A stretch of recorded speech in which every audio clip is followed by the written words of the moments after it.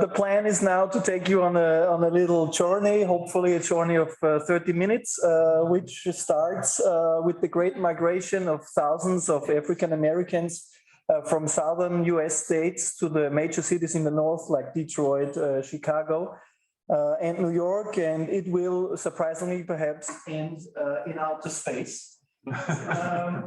I will proceed on two tracks. First, I will provide a general overview of the use and arguably the politics of Quran translation in African American Muslim movements. I'm using this term because the term Black Muslim is mostly used more narrowly to refer just to members of the Nation of Islam. Then the second track of the inquiry will be to give you an introduction to the first Quran translator from amongst the ranks of African American Muslim movements, who goes by the name Dwight York, aka ʼīsā al-Mahdī, aka Dr. Malachi C. York. Now, one thing I like to stress is that the emergence of American Muslim movements should not be seen in isolation, but as part of a larger process of socio-religious and socio-political identity building among African Americans and Afro-Caribbeans, which involves religious repositioning in clear contradistinction to the dominant white former slaveholding society. And therefore, I chose rather daringly to call these new forms of religion rebel or outlaw religions. And what is in common, even though we have here like Muslim groups, we have the so-called Black Hebrew Israelites, also Rastafarism certainly falls into this category, is that they are not speaking about converting to a new faith, but it is about reversion. It is reversion to the ancestral religion that was taken away by the white slaveholding society. Now, the first of these rebel religions among African Americans with specifically Islamic connotations was this one, the Moorish Science Temple, which emerged in the 1910s and 1920s around its leading figure in the middle, noble Drew Ali, who was, and this was the first group to claim that Islam had been the original religion of African Americans and they should return to it. However, Quran translations were not really an issue for the Moorish Science Temple because it had its own scripture written by Drew Noble Ali, the Holy Qur'an of the Moorish Science Temple of America, also known as the Seven Circle Qur'an, and it has very little overlap with the Qur'an as we know it. So Quran translation was not really an issue. But at the same time, a group emerged or arrived in the US, which was very important in calling people to Islam, very important in spreading the Quran in translation. And this, of course, was the Ahmadiyya.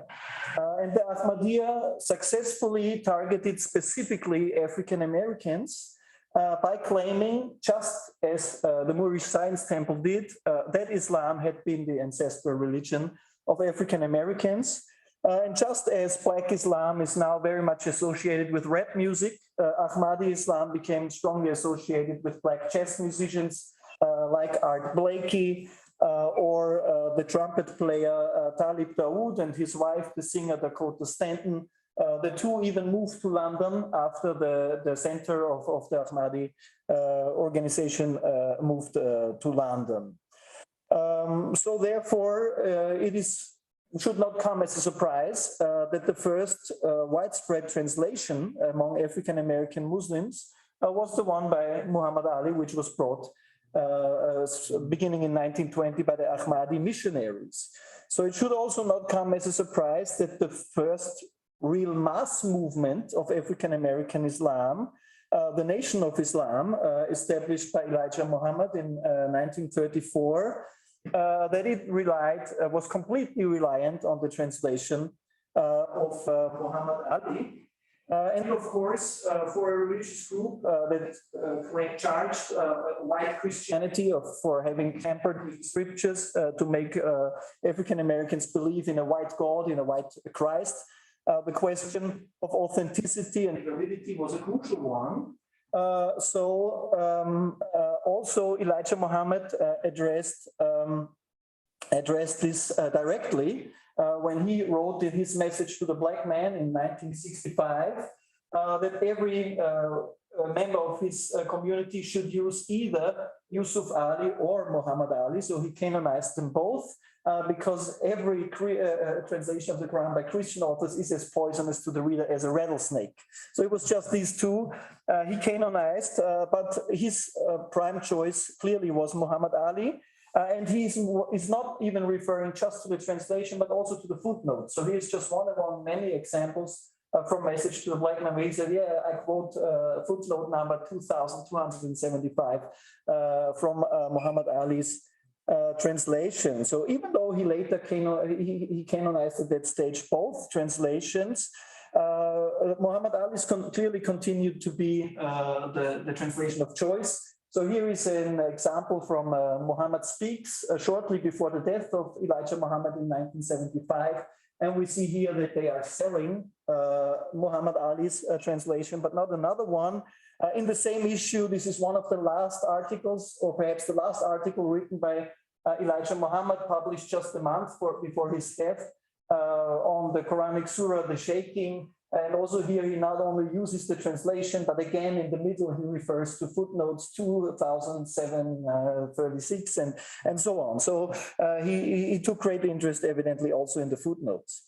Now after the death of Elijah Muhammad, one of his sons, Warith Din Muhammad, he moved the organization away from its original racialist teachings and turned it into a politically and theologically domesticated Sunni movement called initially the World Community of Al-Islam in the West. And part of this move to, let's say, orthodox, so-called orthodox Islam, was also to clearly switch in the sphere of Quran translation from Muhammad Ali to Yusuf Ali. So here is one of the first articles Warith Din published after the new leader of the reshaped nation of Islam, and he is here using Yusuf Ali and continued to do so for the next decade. And this move, this switch from the al-Mahdī translation to the acceptable one by Yusuf Ali, this was in this move he was preceded by other African-American Muslim movements. For example, the first African-American Muslim movement founded in the 1940s in New York by Sheikh Daoud Ahmad Faisal. The same also goes for Malcolm X, who also not only left the Nation of Islam to embrace Sunni Islam, but who also switched from the canonical Muhammad Ali translation to that of Yusuf Ali. The same applies also to the largest African-American Sunni movement before the reshaping of the Nation of Islam, the Darul Islam movement, who fully endorsed Yusuf Ali translation, and even as you can see here in its magazine, Al-Jihadul Akbar, it brought a large excerpt from Yusuf Ali's introduction to this translation, provided the photo of the translator, so it was a clear sign of endorsement here as well.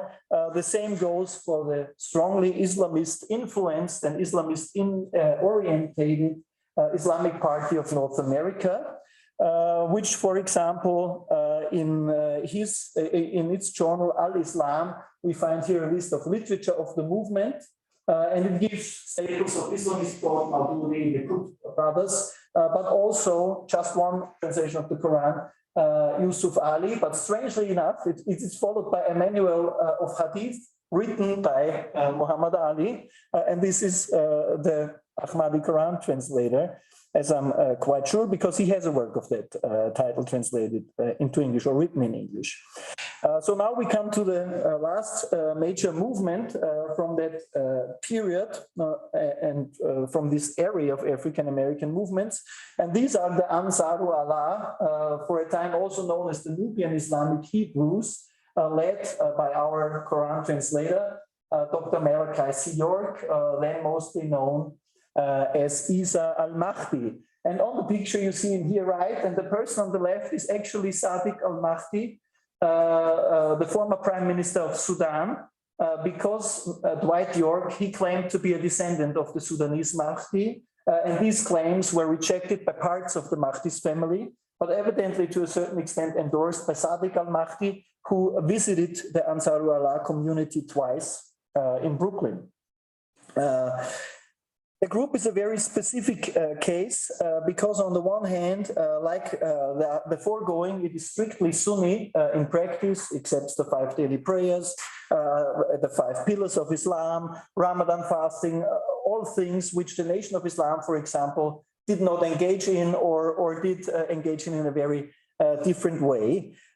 So in practice, very much Sunni, but in doctrine, it was very eclectic because it included parts of the racialist teachings of the Nation of Islam, part of the teachings of the Black Hebrews. So it was very much a mixture of many influences. And in the end, in 1992, its leader and the movement suddenly renounced Islam and became a post-Muslim movement, calling itself the Nubian nation. And it was incidentally at this post-Muslim stage that Malachi York wrote his full translation of the Qur'an. But during the Ansaaru Allah phase in the 1970s and early 80s, he already produced a 3-volume partial translation of the Qur'an and tafsir, which was called the Holy Qur'aan, the Last Testament. In this work, we see already in the imagery certain specific items of the teachings of the Ansaaru Allah. As I said, it was also influenced by Black Hebrew movements. And here, as one would perhaps expect, the name of the rightly guided caliphs, he gives the name of biblical prophets, Musa, Nuh, ʻīsā, Ibrahim, and so on. We see here the author with one of his works, the so-called Book of Lamb.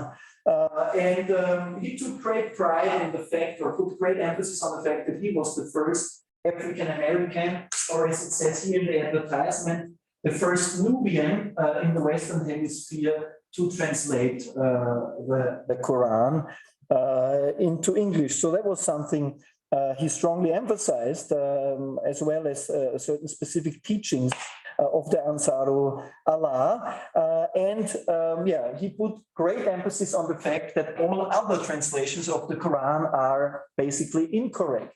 And he engaged with a lot of them. So here of the introduction, you see a section called Proper Translation of the Quran, and he is comparing here Ross, Sale, Muhammad Ali, Yusuf Ali, to argue how they are wrong, to give the reader initially some examples why his translation is important. And then he brings some interesting examples. For example, he says that deen should not be translated as religion. It actually means sentence, as in Yawm ad-Din. But also in other contexts, it means sentence in the sense of a judgment. He also claims in this introduction that khimar has been mistranslated as a headscarf, where he says it clearly means a face veil, because also the women of the Ansaaru Allah, they were wearing the face veil. And also interesting is the word surkan, translated as blue-eyed.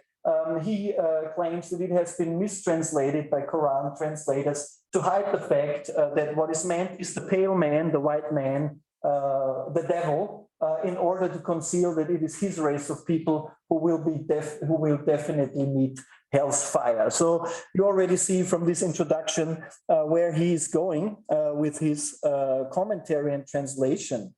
As you can see, the layout is very specific. So there are really big words with translated word for word on one hand. So this is also, it also functions as a kind of Arabic primer. The Ansaaru Allah took great pride in teaching their children Arabic and so on. And so this is the one page, and then follows the page where you have the original on the right and the translation on the left. And just here an interesting example, the demonstrative pronoun haulai, he translated this as this, that, these, which is something rather surprising. Usually you try to have like one clear equivalent of the word you translate. So why is he doing this? Why is he translating haulai with this, that, these? And we'll see this in his following tafsir section. Because here explains based on the classical Sufi theory of the 3 realms, that the this of this, that, and these is Lahut, the angelic realm, and then there's also these Nasut, the realms of Allah, and the human realms. So there is also a lot of esoteric interpretation behind or under the surface of his translations. I'll have a video to show you that, I'll skip it for time interest, although it would be quite interesting and funny to watch. I just want to present this to show that the milieu where he found his chief audience were rather rough neighborhoods of major American cities. So his membership very much intersected with the nascent hip-hop culture of the late 1980s and early 1990s. But as I said, I'll skip this. The community grew. It spread to other major American cities from New York. It spread to Brixton, London. It spread to Trinidad. It spread to Canada and elsewhere. And also through his patronizing of rap musicians and so on.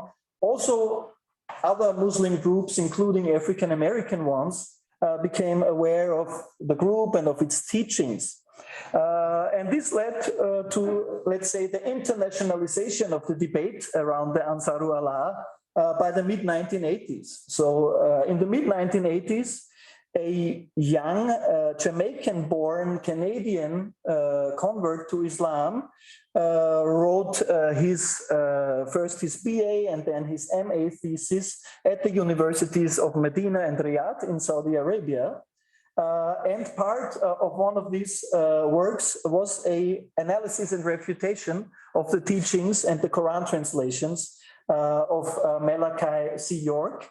And this was then published in an expanded form as an English language book in Saudi Arabia called The Ansar Cult in America. And this young aspiring scholar was Bilal Phillips, who is now one of the most important Salafi preachers to English-speaking audiences in the world. But of course, in 1985, he was still very much a nobody. Now he has his Islamic online university and 6 million followers on Facebook, even though the Islamic State doesn't like him. That's why this is a picture from the Dabik magazine. The Islamic State sees him and the German Salafi preacher Pierre Vogel rather as apostates. But never mind, because of this opposition from Bilal Phillips, the book was, of course, spread in mosques in the United States, and also because of the opposition of local Sunni African-American Muslim contenders, like the Imam Siraj Wahaj in Brooklyn, so basically in his own neighborhood. Pressure was building up because of his teachings on the organization. He also had some legal problems. So there was a combination of factors, but one factor was certainly the pressure from other Muslim groups. And this combination of factors apparently led to his turn away from Islam. So by 1992, 1993, he had officially renounced Islam, and he declared to his followers that it had been necessary to teach them first in the shape of a Muslim movement, just to save them from white Christianity, but at the same time also save them from the distorted Islam of the pale Arabs, who in his view had distorted pristine Islam into a Muhammad and idol-worshipping religion, which should not be called Islam, but Muhammadism. That's the reference to the first slide or to the title page of this presentation. So after renouncing Islam and redirecting the movement into even more eclectic religious system, which he first called the Holy Tabernacles and then the Nuwobian nation, he published his full translation of the Quran, called Holy Qur'aan, and it has 800 pages or so, and it was part of a whole series, so where he dealt with all the major scriptures. So we have Holy Torah, Holy Injil, and also Holy Qur'an. And as you see in the dedication, I dedicate this book to my Muslim Nubian brothers and sisters please wake up. So he said they are still in like the Muslim movement slumber. They should wake up to realize the full truth, as he himself has done. As you see here, he of course presented the prophet as of dark complexion. So that's the prophet, the receiver of the revelation, and ʼīsā, al-Mahdī, or Malachi York at that stage as the translator. Yet, what he does claim in the introduction is that he is not translating the Quran as it is known today, because this has been corrupted by the Pale Arabs, but actually he provides the first translation of the true Quran, which he calls the Mus'haf of Fatima, which he suggests had been preserved in the Sudan among the descendants of Fatima. And if we look now at this format, there is no longer any Arabic text, so it's just like a running translation, including also commentary, usually given in brackets, but also many untranslated terms, which he gives in a kind of transliteration, and which then inquire often completely new meanings. And now I will guide you to just 2 pages to see what's going on and the amount of his interventions. So here, for example, he's referring to the Quranic verses telling the story of al-Khidr and the meeting of Prophet Moses, of Musa and al-Khidr. And the first thing that catches the eye is that he doesn't write Musa or Moses, he writes Moshe. And then he says, yeah, the conjunction of the 2 seas, the Bahrain, he explains that it is the white and the blue Nile. So he turns Bahr into Nahr. Why? Because already in his Muslim faith, he had claimed that he had an encounter with al-Khidr at the confluence of the 2 Niles during a visit to the Sudan. Then he also associates al-Khidr with the biblical figure of Melchizedek, which is not something new, actually. The same was done by Yusuf Ali, who also associated the figure of Khidr with Melchizedek. One thing which is very important in reading his commentary is that he is of the opinion that al-Khidr, he belonged to an extraterrestrial angelic race, the so-called Anunnaki, who brought the human race into existence and brought human civilization into existence. So this is his version of the so-called ancient astronaut theory. Now, the main point here is that not just al-Khidr is an Anunnaki, but also that it is the Anunnaki who speak through the Quran.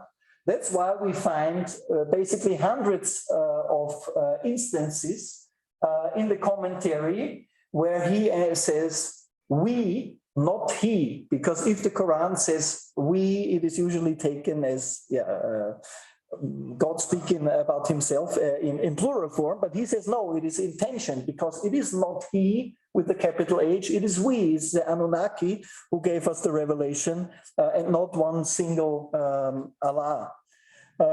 Just another example. Here he discusses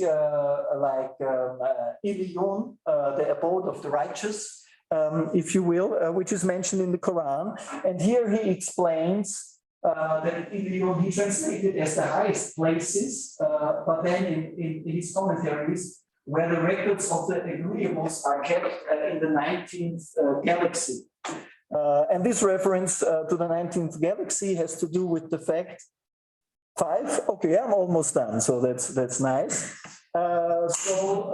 This reference to the 19th galaxy has to do with the fact that by this stage he claimed to be an Anunnaki himself. So also he, the translator, is part of this extraterrestrial angelic race, and that he was sent to Earth from a planet called Rizq. Of course, Rizq is another Quranic term, and that Rizq is located in the 19th galaxy, which is the Iliyun of the Quran.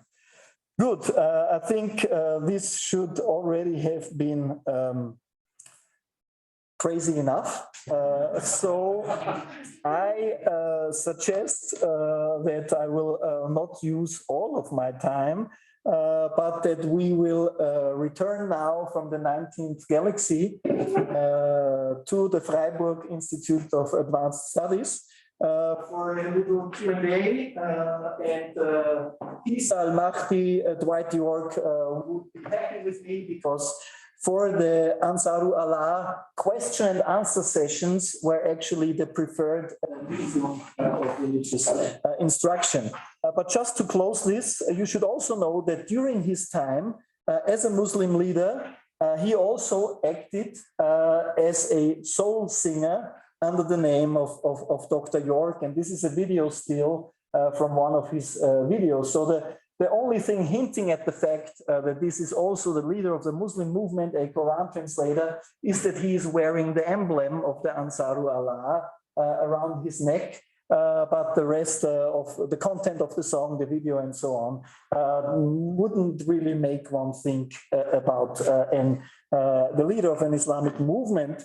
But that's perhaps the last point I want to mention about his appeal. It sounds like everything sounds quite strange, but as I said, he had lots of followers, especially in New York, was able to found at least small communities in different parts of the world.